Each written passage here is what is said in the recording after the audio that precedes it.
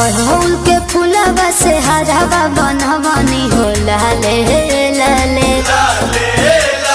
सढ़िया टिकुलिया महावर लवनी हो लाले लाले।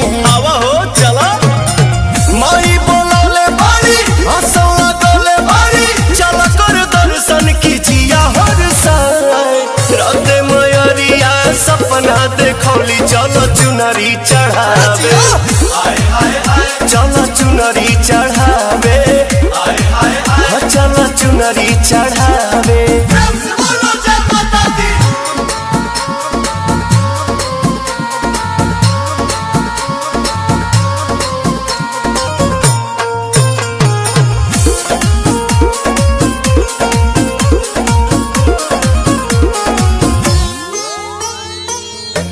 काला सारा खाइल दियारी जगमग जाता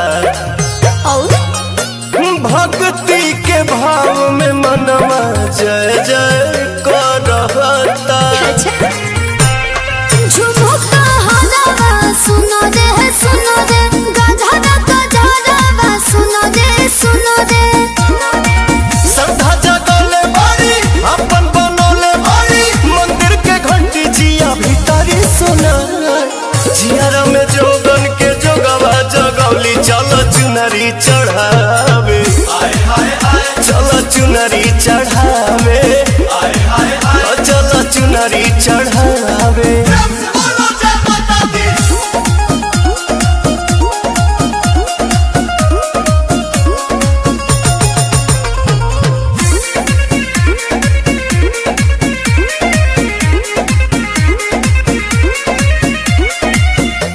माई के चरण के धुरिया लीला सजी पाँव के पायलिया मन के आंगन बजी।